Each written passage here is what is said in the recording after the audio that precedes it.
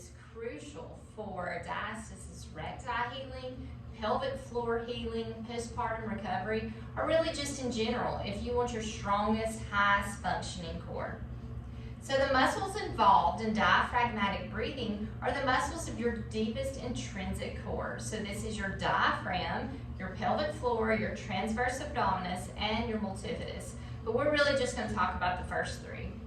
So your diaphragm is a dome-shaped muscle. It's a primary muscle of inspiration. And as you inhale, it contracts and it moves down. So this makes way for the lungs to expand. And the ribs should expand 360 degrees, but we'll come back to that later. So you also have your pelvic floor, which moves with your diaphragm. So as your diaphragm contracts and moves down, your pelvic floor relaxes and moves down.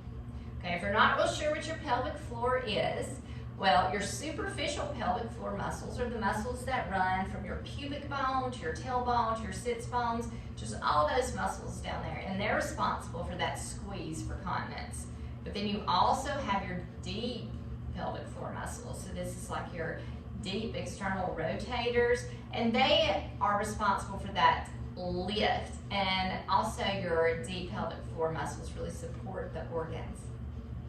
So you can think of your pelvic floor as a house with 5 floors, a basement, and a basement window. So when you inhale and it relaxes, it goes down to the basement. And as you exhale, it rebounds back up. Now, where it goes, how high it goes in that house, it really depends on the level of demand that's placed on it, and that varies throughout the day. But just in general, a relaxing inhale and exhale, it's going to just relax and go to the basement and then just gently rebound back up. Now, you do not want it to go out the basement window. So the basement window signifies that bearing down. Bearing down would be, for instance, if you're straining to go to the bathroom or push pee out really fast, anything where you are like pushing pressure down and out of the pelvic floor.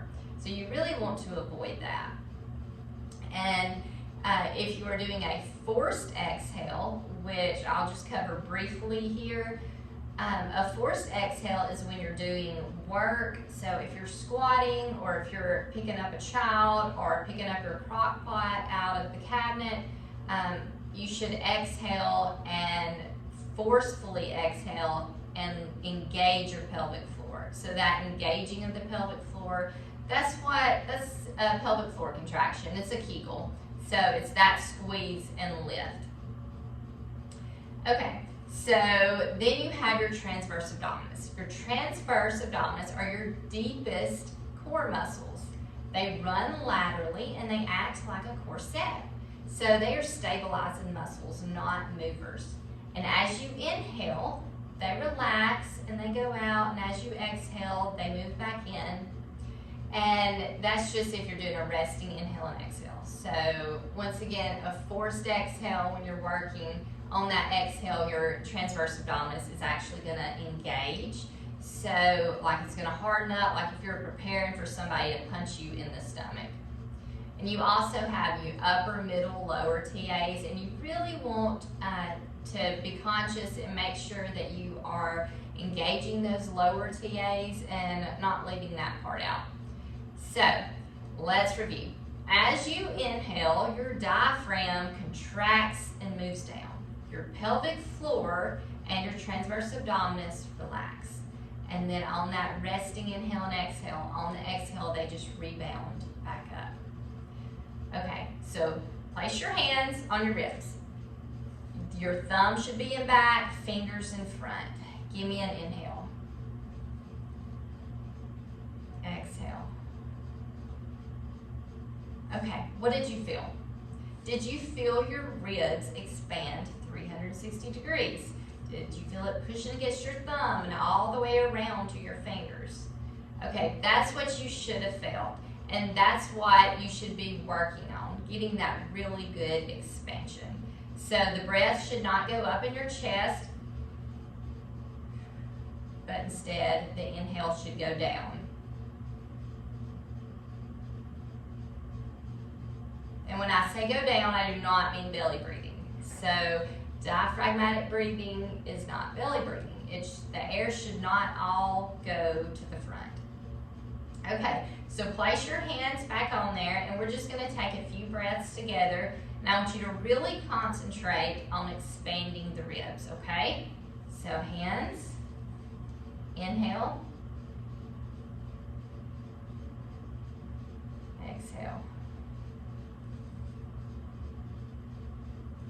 Inhale, ribs expand, exhale, then come back in and down. Again, inhale,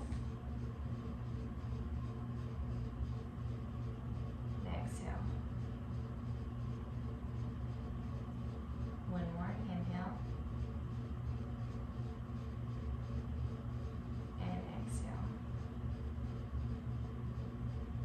Okay, if you did that and your ribs just did not seem to move at all and you just felt like you could not inhale without moving your chest, that's okay.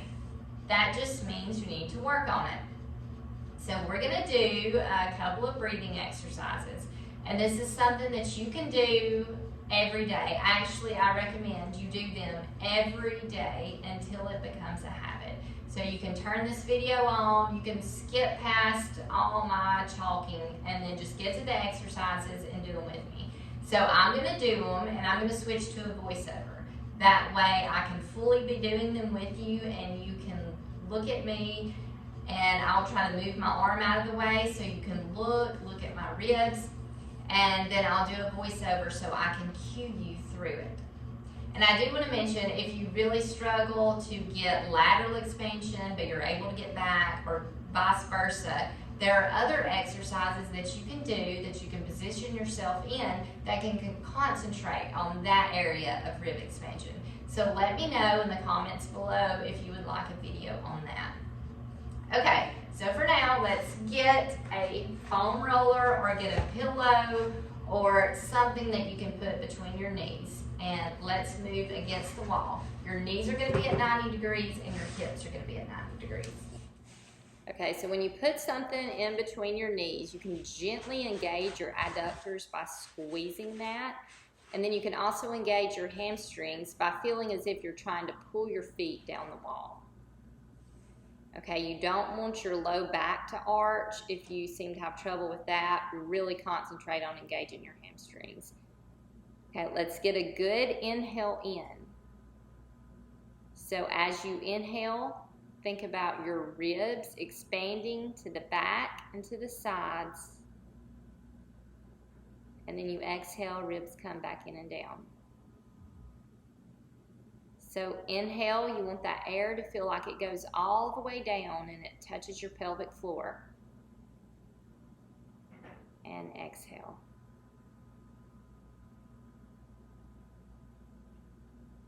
Inhale, feel as if that air just stretches your ribs, separating them, expanding them, and then exhale. Inhale, making sure that your chest is not moving, that the air is going down, not up, so that the exhale can go up and flatten out your stomach. Inhale again. And exhale. Make sure your exhales are as long as your inhales, if not longer. Good. You can place your hands on your ribs and feel, are they expanding? Inhale, are they pressing against your fingers and your thumbs? And exhale. Inhale, do you feel like that air goes all the way down to your pelvic floor without bearing down? And exhale. Inhale, expand. Do you feel it pressing against the mat? And exhale. Another deep inhale all the way down. And exhale.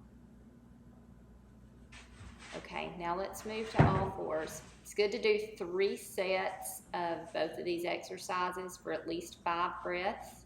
Okay, wrist under shoulders, knees under hip. Keep your torso long. And inhale, expanding your ribs. And exhale. If you're a woman and you're wearing a bra, as you inhale, feel that bra strap get tighter as your ribs expand. And then exhale.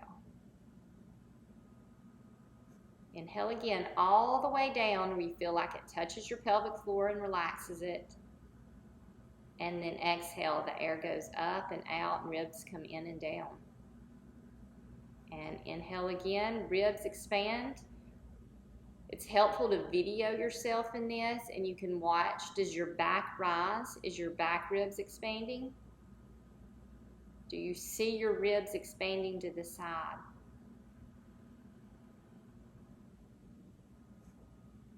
Make sure your low back is not arching.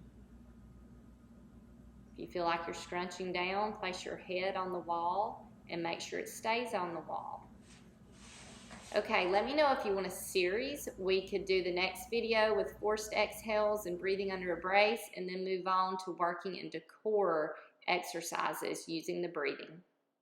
And that's all.